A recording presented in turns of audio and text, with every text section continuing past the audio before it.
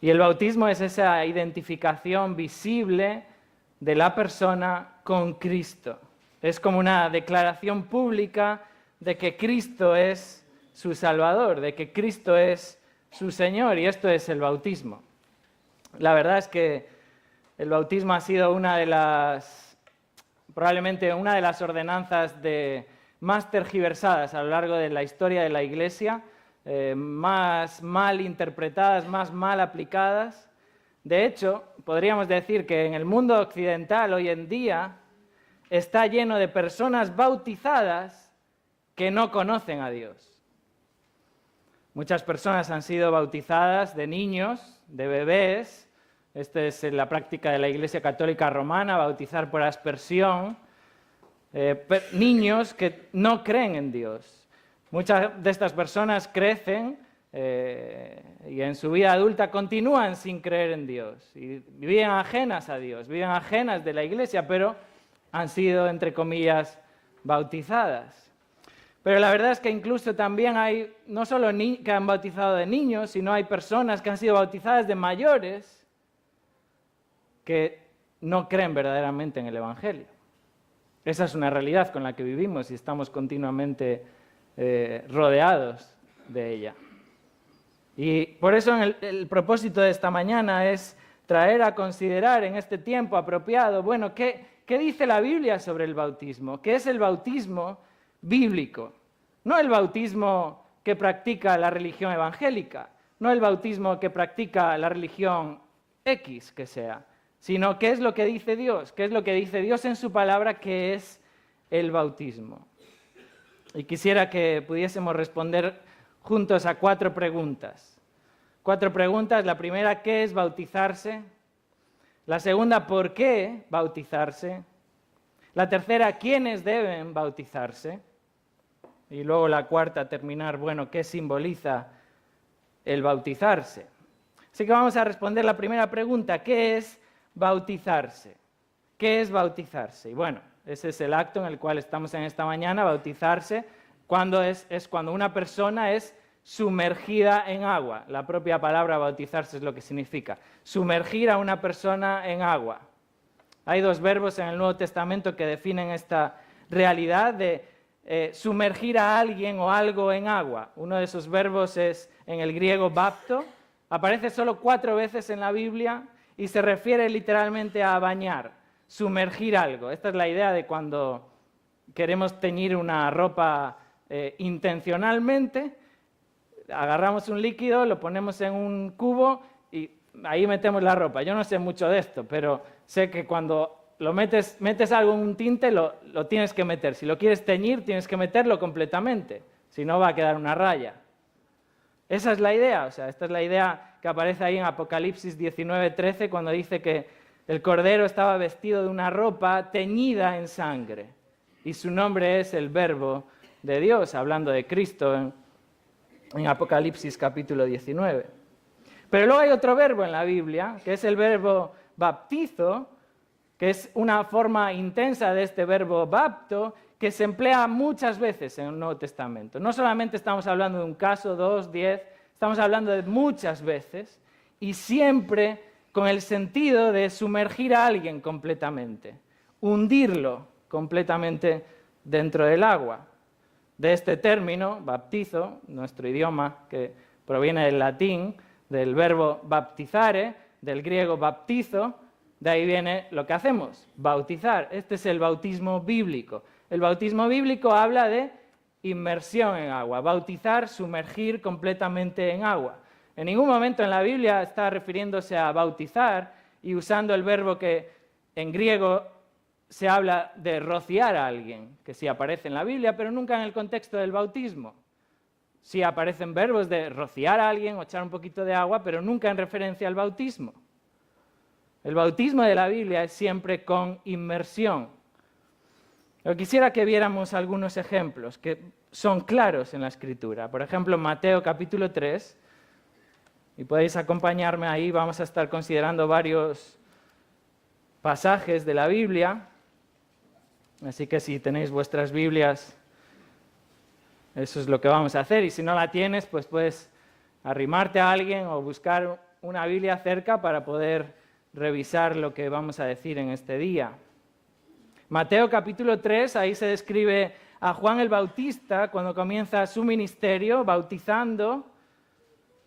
Y dice ahí el capítulo 3, verso 1, que en aquellos días vino Juan el Bautista predicando en el desierto de Judea y diciendo: arrepentíos porque el reino de los cielos se ha acercado. Y aquellos que estaban ahí y se arrepentían de sus pecados venían a Juan el Bautista para ser bautizados. Y ahí llegamos al verso 6, Mateo 3, 6, que dice que y eran bautizados por él, por Juan el Bautista, en el Jordán, en el río Jordán, confesando sus pecados. La gente venía a Juan el Bautista para ser bautizados no con el agua del río Jordán, no con un poco de agua del río Jordán, sino en el Jordán, en el río Jordán. Obviamente, para ser bautizados en el Jordán había que estar dentro del río Jordán. Y más adelante vemos esta misma idea en el verso 16, cuando Jesús se acerca para ser bautizado también por Juan el Bautista. Y ahí en Mateo 3:16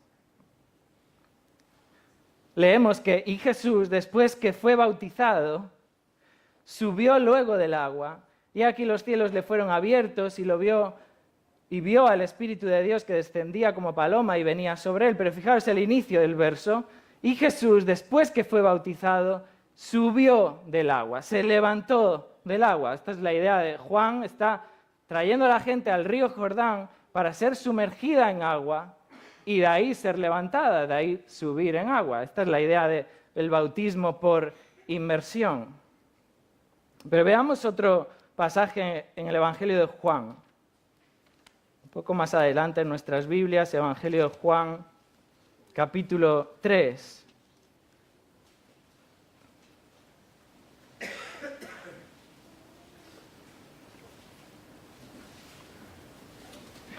Juan capítulo 3, verso 23. Dice allí que Juan bautizaba también en Enón, junto a Salim. ¿Por qué? Porque allí había muchas aguas y venían y eran bautizados allí en ese lugar. ¿Por qué? Porque había muchas aguas. No había un cuenquito con agua, sino que había muchas, abundancia de aguas. Y esto indica la realidad y la necesidad de que aquellos que eran bautizados necesitaban ser sumergidos, necesitaban muchas aguas. Tenemos otro ejemplo claro en el libro de los Hechos, en el capítulo 8.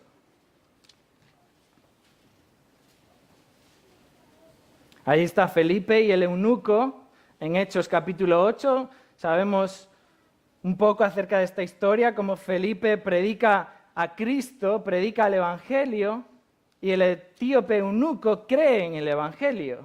Capítulo 8 del libro de los Hechos, verso 35.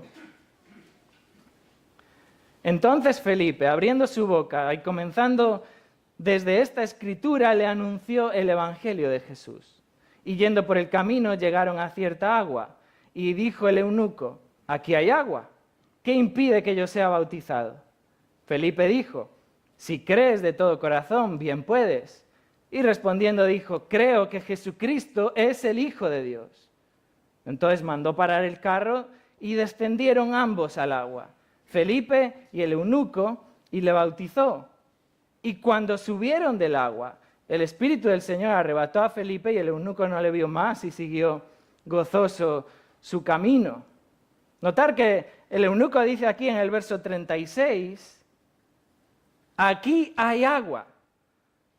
Ellos viajaban en un carro. Este no era un hombre pobre, probablemente viajaba, no sabemos cuán gran distancia, pero probablemente llevaba tinajas de agua. Llevaba agua. Probablemente para ser bautizado por aspersión no necesitaba llegar a ningún lugar con agua, porque él ya llevaría agua. Pero aquí está la idea de, no, mira, Felipe, aquí hay agua.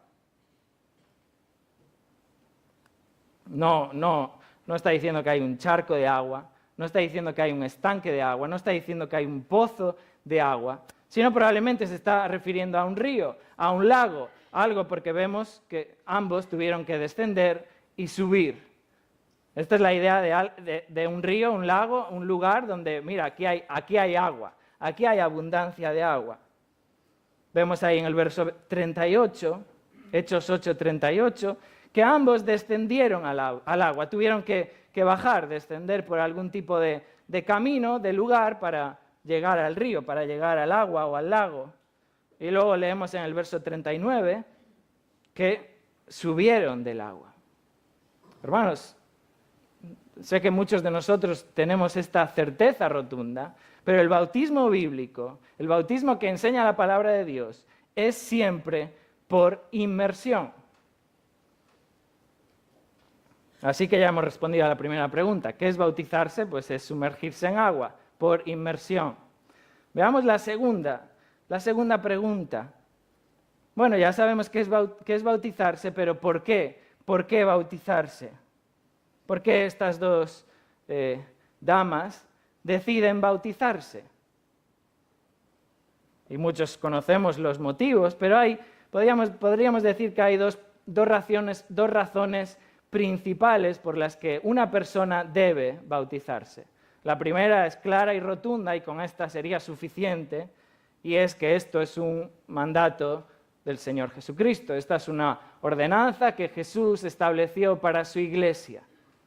Lo vemos ahí en Mateo capítulo 28.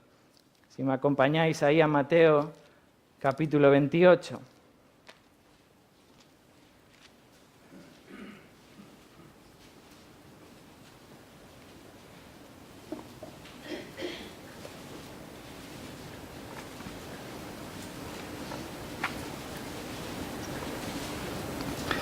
Mateo 28, verso 18. Y Jesús se acercó y les habló diciendo: Toda potestad me es dada en el cielo y en la tierra. Por tanto, id y haced discípulos a todas las naciones, bautizándolos en el nombre del Padre y del Hijo y del Espíritu Santo, enseñándoles que guarden todas las cosas que os he mandado.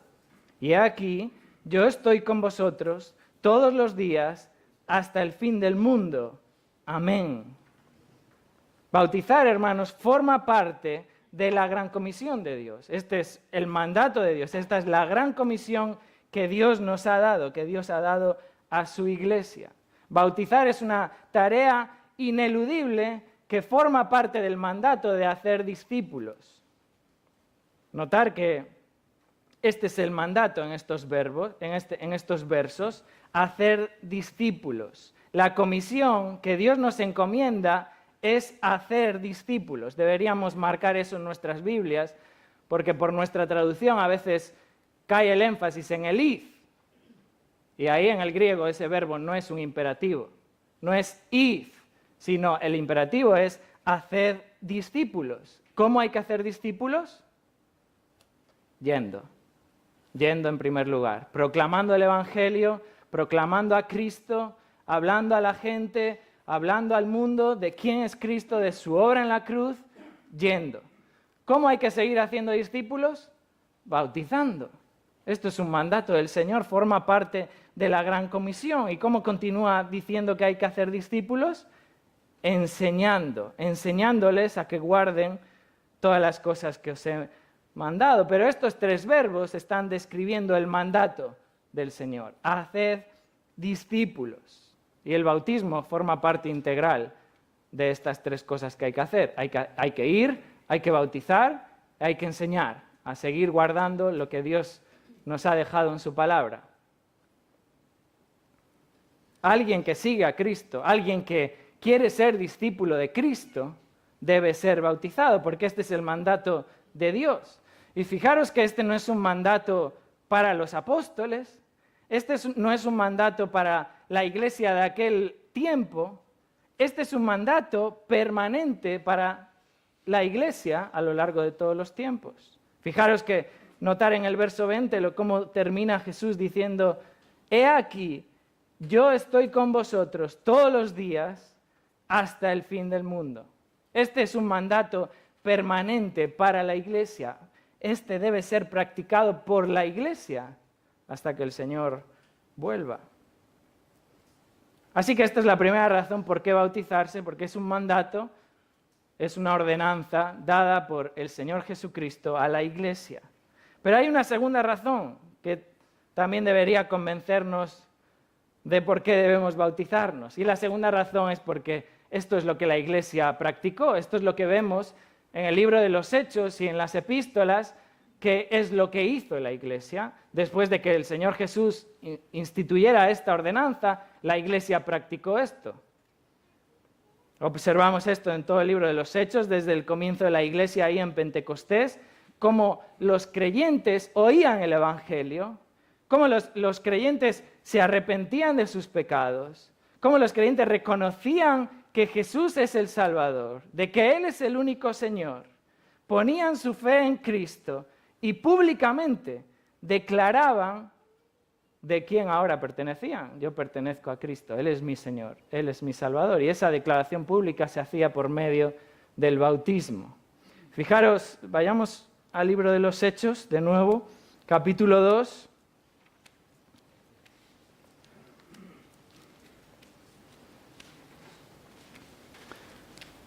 Vemos ahí a Pedro predicando en el día de Pentecostés, Hechos 2, verso 38. Entonces Pedro les dijo: arrepentíos y bautícese cada uno de vosotros en el nombre de Jesucristo para perdón de los pecados y recibiréis el don del Espíritu Santo. Y luego vemos la consecuencia de lo que hizo la gente al escuchar el Evangelio, verso 41. Así que los que recibieron su palabra, es decir, aquellos que habían oído el Evangelio y lo habrían abrazado y habían creído en Cristo, los que recibieron su palabra fueron bautizados. Y se añadieron aquel día como 3.000 personas. No me imagino bautizar a 3.000 personas. Debía ser largo ese culto. Espero que el nuestro no sea tan largo en esta mañana, pero tremendo gozo bautizar a 3.000 personas. Y este es el patrón a lo largo del Nuevo Testamento. Los creyentes eran bautizados como testimonio público de que se arrepentían de sus pecados y creían en Cristo como Señor y Salvador. Vemos esto en el capítulo 8, cuando el Evangelio llega a Samaria, a los samaritanos, capítulo 8, verso 12.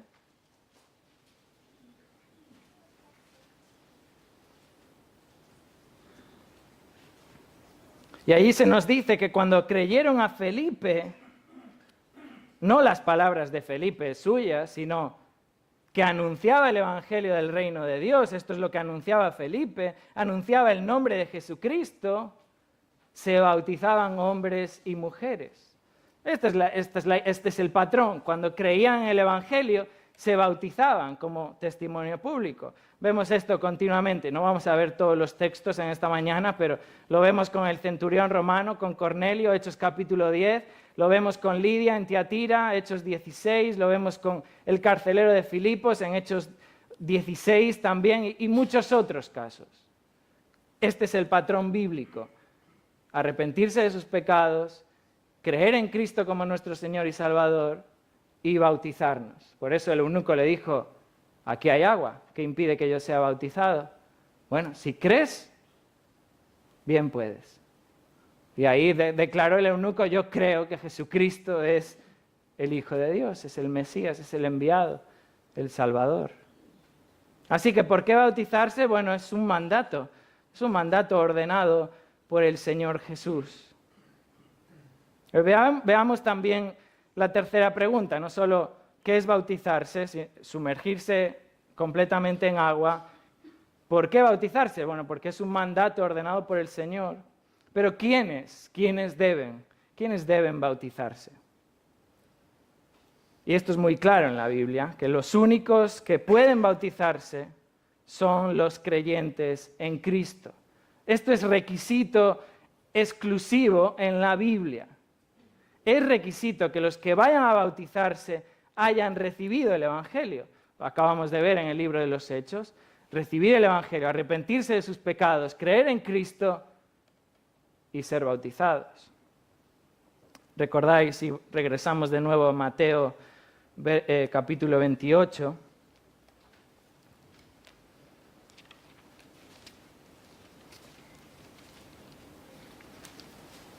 Observamos ahí en esa idea de haced discípulos.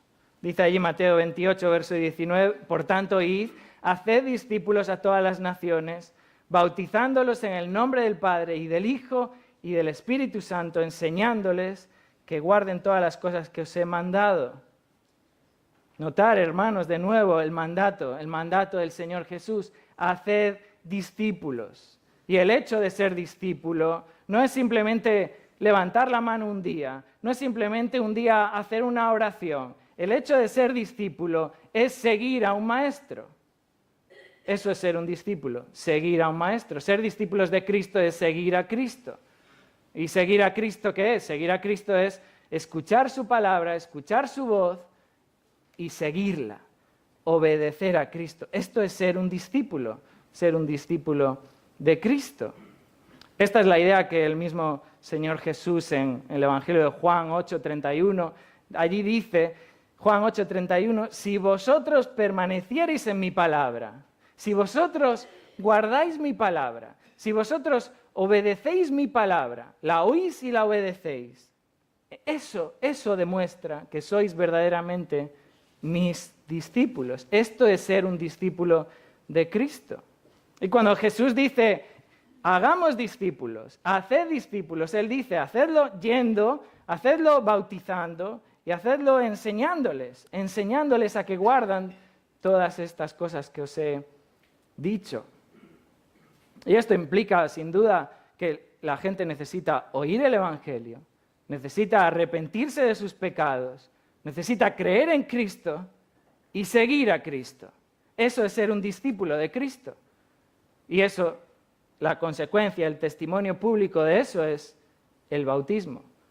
Ser bautizado. Por eso, todos los que deben ser bautizados deben ser creyentes en Cristo. Notar cómo Lucas, en Hechos 14:21, relaciona el creer en el Evangelio con el hecho de ser discípulo. En Hechos capítulo 14.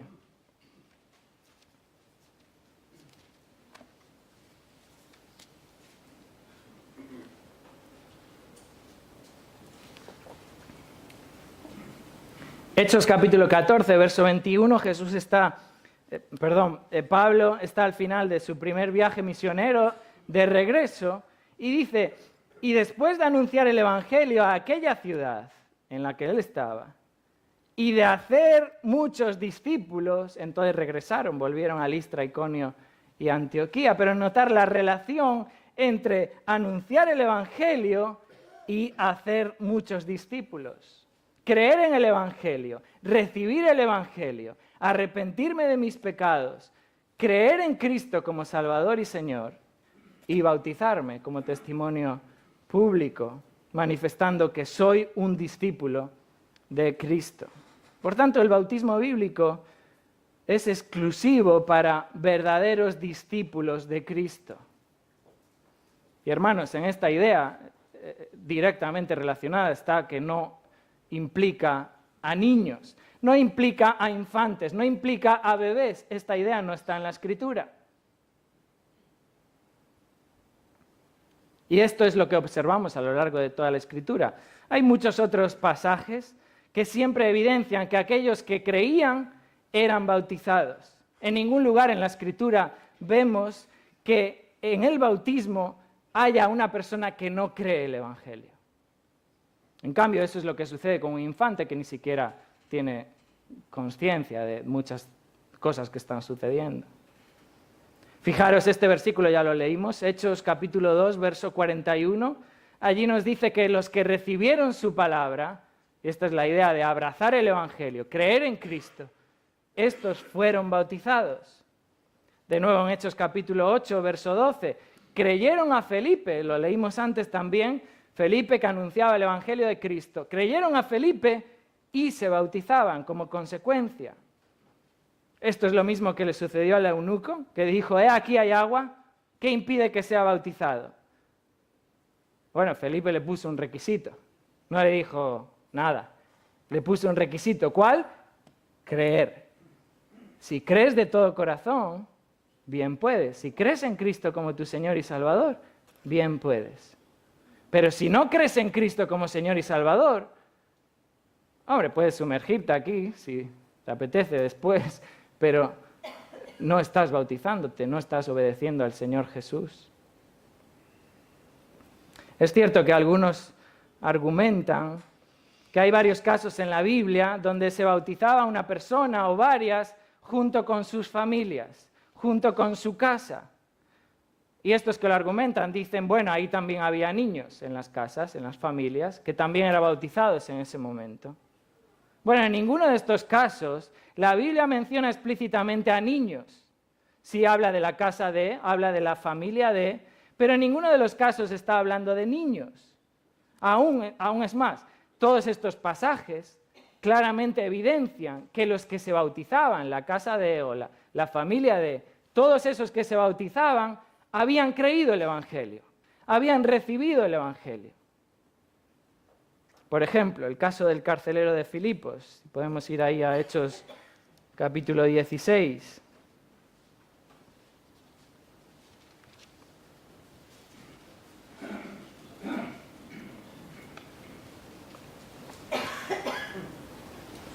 Hechos 16, verso 33. Y él, tomándolos en aquella misma hora de la noche, les lavó las heridas y enseguida se bautizó él con todos los suyos. Y algunos entienden que esta frase, todos los suyos, está incluyendo también a infantes que estaban allí y se bautizaban también. Pero notar un poco más arriba en el verso 31, notar que Pablo y Silas le dicen al carcelero, esta es la condición. Cree en el Señor Jesucristo y serás salvo tú y tu casa. Por tanto, debían creer al Señor Jesucristo. Esta es la condición. Cree en el Señor Jesucristo y serás salvo. Pero es que además en el verso 32 se menciona que le hablaron la palabra de Dios. Le hablaron del Evangelio. Le proclamaron a Cristo. Y ahí dice en el verso 32 que se lo proclamaron no solamente a él, sino a todos los que estaban en su casa. Aquí está la casa, escuchando el Evangelio, recibiendo el Evangelio. Así que los que se bautizan en el verso 32, en el verso 33, son los que habían oído el Evangelio, son los que habían creído en Cristo. Porque fijaros luego en el verso 34 lo que dice. Y se regocijó con toda su casa, ¿de qué? De haber creído a Dios, de haber creído a Dios. O sea, los que se están ahí bautizando, no sabemos exactamente cuántos son, quiénes son, pero el pasaje es claro que los que se están ahí bautizando están creyendo el Evangelio, han escuchado el Evangelio, lo han entendido el Evangelio y ahora están testificando públicamente de que creen en Cristo. Por tanto, hermanos, ahí no podían ser infantes los que estaban siendo bautizados en ese lugar.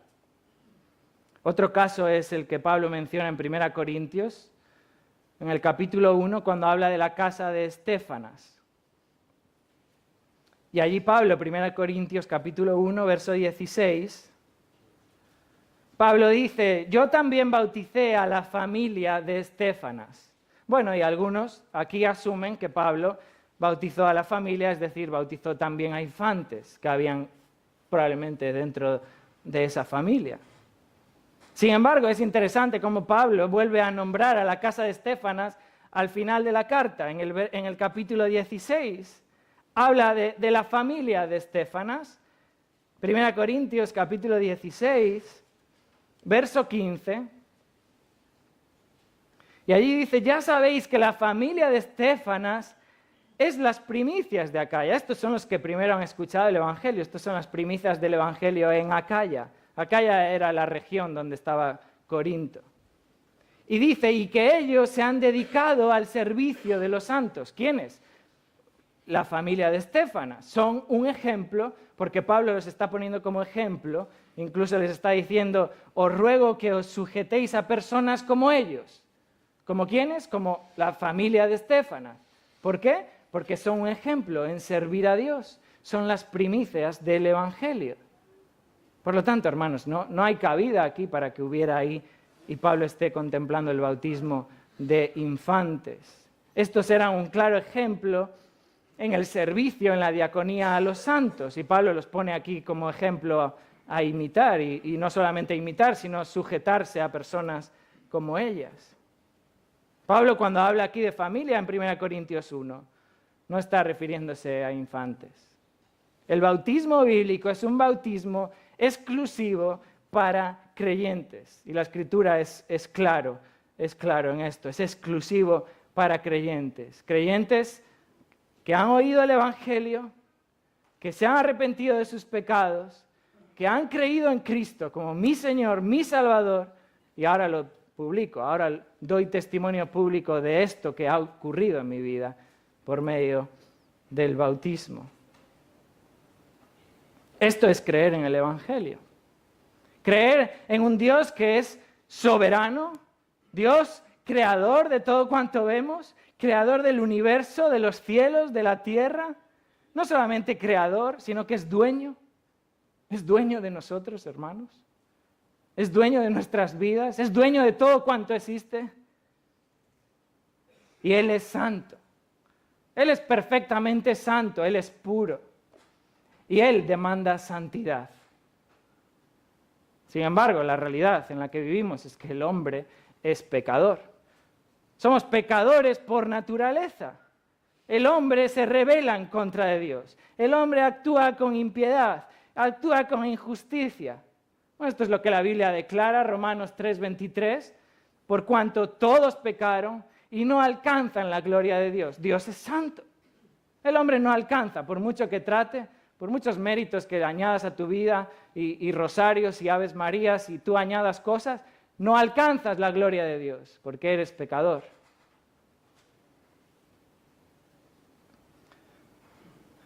Y Dios declara que la paga del pecado es muerte. El hombre por su pecado está condenado a la justicia de Dios sobre el pecado, a recibir la ira de Dios sobre el pecado, a estar una eternidad condenado en el infierno. Eso es lo que la Escritura declara. Ese es el problema del hombre. El problema del hombre no son las elecciones del día 28, por mucho que nos preocupe. El problema del hombre es que está condenado al infierno por su pecado. Y este es el Evangelio de Dios. Este es el Evangelio de Dios, que Dios ha provisto un Salvador. Que Dios ha provisto un Salvador, que es Cristo el Señor. Que Él es Dios, hecho carne, a quien Dios envió a este mundo. Quien caminó sobre esta tierra, quien vivió una vida perfecta, quien estuvo sujeto a las mismas necesidades que nosotros, como hombre, 100%, pero sin pecado. Una vida perfecta. ¿Para qué? Para morir en aquella cruz.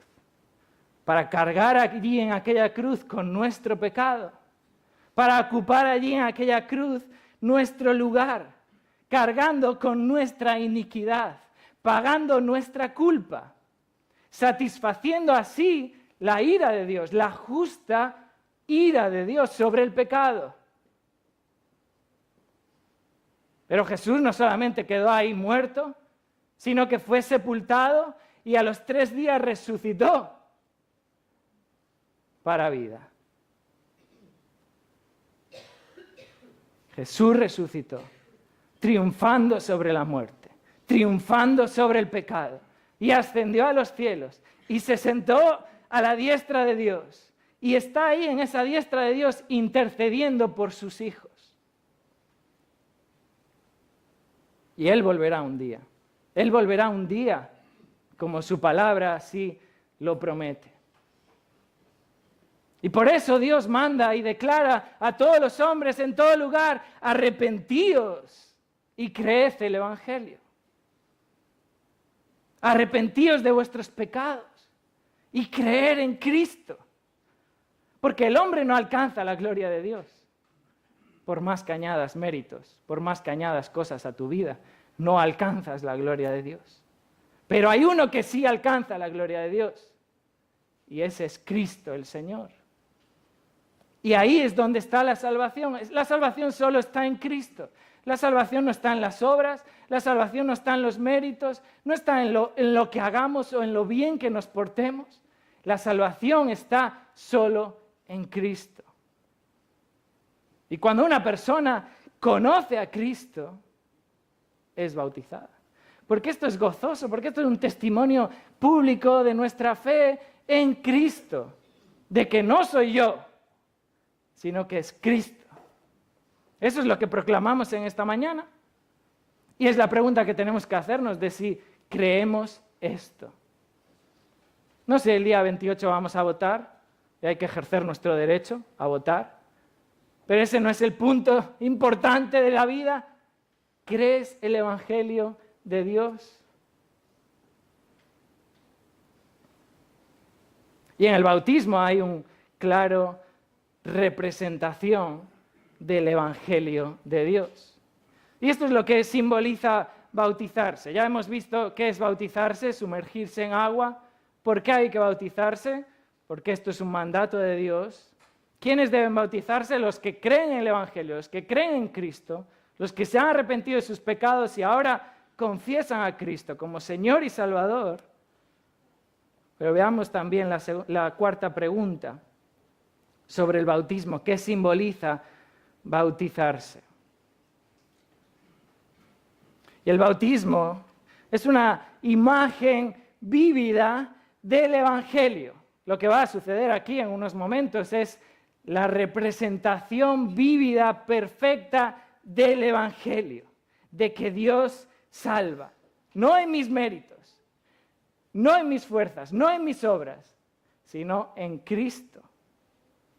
Y el acto del bautismo simboliza nuestra identificación con Cristo en ese acto en el cual somos sumergidos como Cristo muere, somos sepultados así como Cristo fue sepultado, pero no quedamos ahí. Bueno, espero que las levanten de ahí, si no va a haber que llamar a la ambulancia. Pero no quedan ahí, sino que son resucitadas a una nueva vida, así como Cristo fue resucitado. Este es el Evangelio y lo leímos en esta mañana en la lectura devocional, pero podemos regresar ahí a Romanos capítulo 6.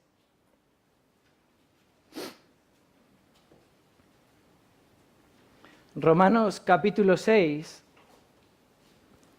donde el apóstol Pablo está empleando esta realidad visible del bautismo, algo que estaba sucediendo, algo que es habitual en la iglesia. Cuando alguien cree en Cristo es bautizado. Y Pablo está usando esta realidad visible para ilustrar algo invisible, algo espiritual de la salvación de Dios. Fijaros ahí en el verso 3 de Romanos capítulo 6. ¿O no sabéis que todos los que hemos sido bautizados en Cristo, hemos sido bautizados en su muerte? Y Pablo está estableciendo aquí la realidad de que cuando creemos en Cristo, hemos sido bautizados en Cristo. Esta es la realidad que sucede en el momento de nuestra conversión.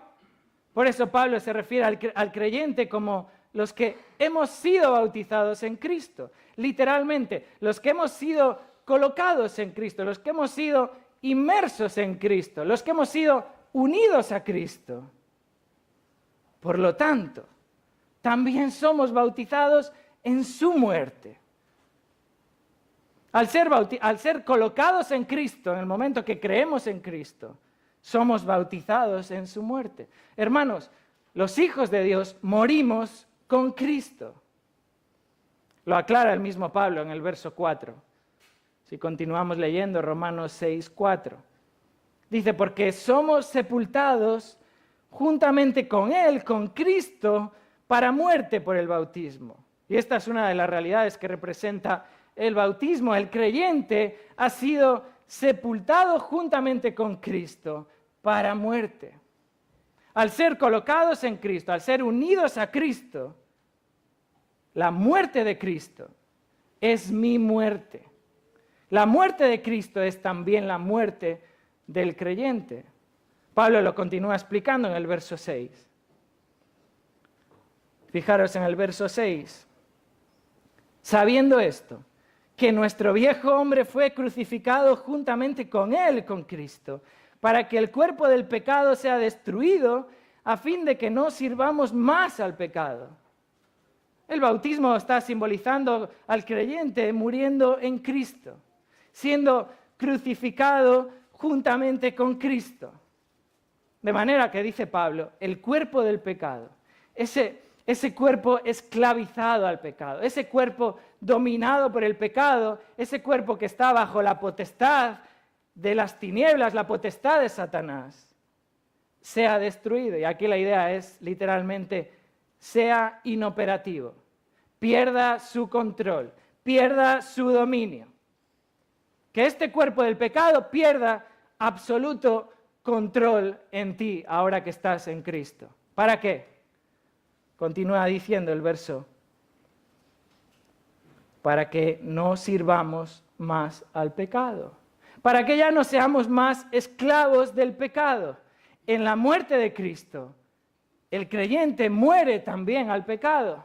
Por eso luego en el verso 7 dice el apóstol Pablo, porque el que ha muerto ha sido justificado del pecado. Ya no estamos esclavizados del pecado. Esta es la realidad del creyente en Cristo. Por tanto, el bautismo en primer lugar simboliza esta realidad de que hemos muerto con Cristo al pecado. Y ese es el símbolo de cuando la persona es sumergida. Pero por otro lado, el bautismo también simboliza que no solo morimos con Cristo, sino que también resucitamos con Cristo. Fijaros de nuevo en el verso 4, Romanos 6, 4. Porque somos sepultados juntamente con Él para muerte por el bautismo, a fin de que como Cristo resucitó de los muertos por la gloria del Padre, así también nosotros andemos en vida nueva. Porque si fuimos plantados juntamente con Él en la semejanza de su muerte, así también lo seremos en la de su resurrección. El creyente en Cristo ha muerto para su viejo hombre. El viejo hombre ha sido crucificado en la cruz y Él ha resucitado a una vida nueva. Una nueva condición es aquí la idea. Un nuevo modo de vida. Una vida nueva, una nueva criatura. Ya no esclavizada del pecado, ya no caracterizada por vivir practicando el pecado, sino ahora siendo guiado por el Espíritu de Dios. Ahora vivimos en Cristo. Hemos sido resucitados juntamente con Él. Notar como Pablo lo explica en el verso 8. Si morimos con Cristo, creemos que también viviremos con Él. A veces pensamos en esta idea de viviremos, como que es en el futuro lejano, quizás en la eternidad, y eso es cierto, viviremos con Él en la eternidad, los hijos de Dios. Pero esto es una realidad presente. Pablo está haciendo aquí una comparación. Mira, si morimos con Cristo, creemos que también viviremos. Esto es certeza segura de que aquel que muere en Cristo ahora vive también en Cristo. Muertos al pecado, vivos para Dios, para vivir como a Dios le agrada. Fijaros cómo termina Pablo en el verso 10 y 11. Romanos 6, 10. Porque en cuanto murió, hablando de Cristo, al pecado murió una vez por todas, mas en cuanto vive, para Dios vive. Así también vosotros, consideraos muertos al pecado, pero vivos para Dios en Cristo Jesús, Señor nuestro. Esta es la realidad del creyente. Esta es la gloria de la salvación. Esto es lo que reflejamos en esta mañana aquí. Esto es lo que simboliza el bautismo, que hemos muerto al pecado y ahora vivimos para Dios. Esta es la realidad de todo verdadero creyente. Esto es lo que simboliza el bautismo. Una declaración pública, externa de algo que ha sucedido internamente en la vida de estas dos chicas. Es la representación física de una realidad espiritual en sus vidas. Que como creyentes, como hijos de Dios, estamos en Cristo, bautizados en Él, colocados en Él, unidos a Él, para morir en su muerte. Así como Cristo murió, morimos al pecado, ya no esclavizados del pecado, sino resucitados a una nueva vida para vivir esta nueva vida, una vida no esclavizada del pecado, no dominada por el pecado, sino guiada por el Espíritu, vivos para Dios. Esa es la realidad del bautismo, eso es lo que el bautismo representa y simboliza. Declaramos públicamente, ya no vivo yo, ahora vive Cristo en mí. Ya no vivo para mi carne, ya no vivo para mi ego, ya no vivo para el pecado, ahora vivo para Dios. Esta es la salvación de Dios, esto es lo que celebramos en esta mañana. Por eso es un día gozoso, por eso es un día de alegría, poder celebrar esto. Pero también es un día de confrontación con nuestras vidas al observar esta realidad de la salvación de Dios. Por eso Pablo, cuando termina el capítulo 6, él dice, mas ahora, en el verso 22, que habéis sido libertados del pecado, que habéis sido hechos siervos de Dios. Tenéis por vuestro fruto la santificación y como fin la vida eterna. ¿Por qué? Verso 23. Porque la paga del pecado es muerte. Esta es la realidad de esta mañana aquí. Vida eterna, muerte eterna. La paga del pecado es muerte eterna. Mas la dádiva de Dios es vida eterna. ¿En quién? ¿En tus obras? ¿En tus méritos? ¿En lo que tú logres para Dios? No, es vida eterna en Cristo Jesús, Señor nuestro. Y por eso Pablo continúa y llega al capítulo 8 y dice ahí en el verso 1, ahora pues, ninguna condenación hay para los que están, ¿dónde? En sus obras, los que están confiando en sus oraciones, en sus méritos. No, ninguna condenación hay para los que están en Cristo Jesús. Esto es, lo dice el mismo apóstol Pablo, los que no andan conforme a la carne, los que han dejado allí en la realidad de creer en Cristo su pecado allí sumergido, sepultado, muerto con Cristo, para vivir a una nueva vida, para caminar, para andar guiado por el Espíritu. Esta es la realidad gloriosa de nuestra salvación y es lo que representamos en esta mañana. Que el Señor ayude en nuestros corazones y confronte nuestras vidas con esta realidad de muerte eterna o vida eterna. Oremos. Señor, te damos gracias por tu palabra, porque tu palabra es clara y tu palabra, Señor, es eficaz y tú realmente eres quien discierne nuestros corazones, de todos los que estamos aquí reunidos. Obra, Señor, en nuestras vidas. Trae convencimiento, trae luz a nuestro entendimiento para poder ver nuestra terrible situación, pecadores, condenados por nuestro pecado, a la justicia de Dios, a la eternidad, excluidos de Dios, muriendo eternamente en el infierno. Y ayúdanos, Señor, a ver a Cristo como ese Salvador perfecto, ese único que es capaz de satisfacer nuestra culpabilidad, en el cual es el único, Señor, que tú nos puedes declarar justos, el que nos reviste de toda justicia, para poder, Señor, gozar de esa vida eterna. Ayúdanos, Señor, en el nombre de Cristo. Amén.